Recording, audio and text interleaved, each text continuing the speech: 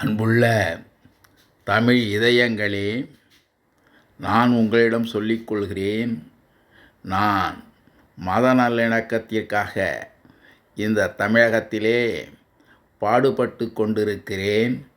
எனக்கு அனுமதி அளித்த தமிழக காவல்துறையையும் ஈரோடு மாவட்ட காவல்துறையையும் நான் என்றும் நன்றியுடனும் வணக்கத்துடனும் நடந்து கொள்வேன்.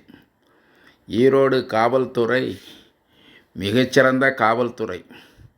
இது இந்த மக்களுக்காக எந்த அளவு நன்மைகளை செய்ய வேண்டுமோ அந்த அளவு நன்மைகளை செய்து வருகிறது. இந்த காவல்துறைக்கு நாம் மதிப்பும் மரியாதையும் அன்பும் என்றென்றும் வழங்க கடமைப்பட்டிருக்கிறோம். அது மட்டுமல்லாமல் இன்று தமிழகத்திலே வன்முறை இல்லாத ஒரு சமுதாயத்தை உருவாக்க வேண்டும் என்று நான் ஆசைப்படுகிறேன். அதாவது யாரும் சாதி விட்டு சாதி திருமணம் செய்து கொள்ளலாம். அது ஒன்றும் குற்றமில்லை, அதை சட்டம் அனுமதிக்குது. ஆனால் காதலுக்காக யாரும் கொலை செய்யக்கூடாது என்பதை நான் வலியுறுத்துகிறேன். கொலை செய்வதன் மூலம் நாட்டிலே நாம் எதையும் சாதிக்க முடியாது.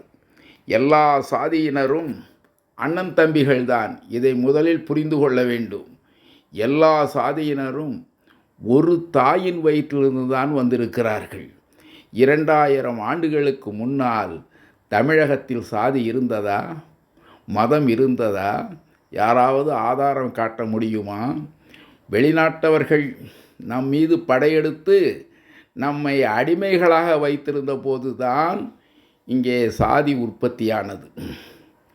2000 ஆண்டுகளுக்கு முன்னால் தமிழ் இனம் ஒன்றுதான் இருந்தது. ஆனால் தமிழினத்தின் வரலாறு என்பது 1 கோடி ஆண்டுகளாகும். தமிழென்று சொல்லடா, தலை நிமிர்ந்து நில்லடா என்று ஒரு அறிஞர் பாடினார். இது உண்மைதான். தமிழிலிருந்து தான் எல்லா மொழிகளும் வந்தன.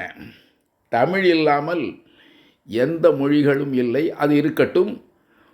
கலப்பு திருமணத்தை நாம் ஆதரிக்க வேண்டும். சாதி விட்டு சாதி திருமணம் செய்பவர்களை நாம் வணங்கி நம்மோடு நமது உறவினராக நாம் அவர்களை கருத வேண்டும். சாதி விட்டு சாதி திருமணம் செய்து கொள்ளுகின்ற பொழுது பிறக்கும் சந்ததி மிகவும் அறிவுள்ளதாகவும் ஆரோக்கியமுள்ளதாகவும் இருக்கும் என்பது என்னுடைய அனுபவமான கருத்து. ஒரே சாதியில் அத்தை மகன், அத்தை மகள், மாமன் மகள், மாமன் மகள் என்று திருமணம், அக்கா மகள், அக்காள் மகன் என்றெல்லாம் உறவு கொண்டு திருமணம் செய்தால் அந்த வாரிசுகள் அவ்வளவு தூரம் சிறப்பாக அமையாது. ஆகையால் கலப்பு திருமணத்தை நாம் ஆதரிக்க வேண்டும். சாதி வெறி நமக்கு இருக்கக்கூடாது, மதவெறி இருக்கக்கூடாது. காவல்துறையை அனைவரும் வணங்க வேண்டும். நீதிமன்றத்தை நாம் வணங்க வேண்டும். காவல்துறை யாருக்கும் எந்த தீங்கும் செய்யாது. காவல்துறைக்கு சாதி மதம் கிடையாது. அது 24 மணி நேரமும் இயங்கக்கூடியது. தமிழகத்திலே இருக்கக்கூடிய காவல் நிலையங்கள் கிட்டத்தட்ட நான் 2000 காவல் நிலையங்களுக்கு மேல் சென்று வந்திருக்கிறேன். என் மீது வழக்குகள் கிடையாது. நான் பொதுமக்களின் நன்மைகளுக்காகத்தான் சென்று வந்திருக்கிறேன். நான் கொடுத்த புகார்கள் அனைத்தையும் காவல்துறை அதிகாரிகள் படித்து அதை நன்முறையில் தீர்வு கண்டுள்ளார்கள். ஆகையால் காவல்துறையை பொதுமக்கள் நேசிக்க வேண்டும், வணங்க வேண்டும். காவல்துறையினர் பொதுமக்களை அழைத்தால் தைரியமாக காவல் நிலையம் சென்று வரலாம். காவல்துறையினர் யாரையும் அடிக்க மாட்டார்கள், உதைக்க மாட்டார்கள், துன்புறுத்த மாட்டார்கள். இதற்கு நான் உறுதியளிக்கிறேன். அது மட்டுமல்லாமல் நீங்கள் ஒரு பெண்ணோடு காதலிக்கும் போது பிரச்சனை இல்லாமல் காதலியுங்கள். சட்டத்திற்கு உட்பட்டு காதலியுங்கள். அதை சிறந்த முறையில் பெற்றோரிடம் கலந்து பேசி வன்முறையற்ற ஒரு திருமணத்தை நடத்தி கொள்ளுங்கள். அது மிகவும் நல்லது. யாரையும் வற்புறுத்தி காதல் செய்யாதீர்கள். உங்களை மதிக்காத இடத்தில் நீங்கள் காதலை சொல்லாதீர்கள்.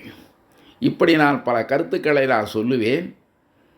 நான் சொல்வதெல்லாம் இந்த நாட்டிலே தமிழர்கள் ஒரு தாய் பிள்ளைகளாக வாழ வேண்டும் என்பதுதான். எனக்கு சாதி மதம் கிடையாது.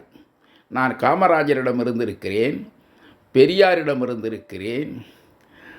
டாக்டர் அம்பேத்கர் அவர்களை நான் சிறு வயதிலேயே சந்தித்து சென்னையிலே பேசியிருக்கிறேன். அவரும் என்னோடு அன்போடு தான் இருந்தார். மகாத்மா காந்தியை தவிர இந்த நாட்டில் உள்ள தலைவர்கள் அத்தனை பேரையும் நான் சந்தித்து விட்டேன். இந்தியாவிலே மிகச்சிறந்த பிரதமர் என்று சொன்னால் இந்திரா காந்தி அம்மையார் மட்டும்தான். வேறு யாரையும் நான் சொல்ல முடியாது. அதுபோல ஒரு ஜனாதிபதியாக இருந்து எந்த விதமான லஞ்சத்திற்கும் இடம் கொடுக்காமல், வஞ்சத்திற்கும் இடம் கொடுக்காமல் மறைந்தவர் டாக்டர் அப்துல் கலாம் அவர்கள்தான்.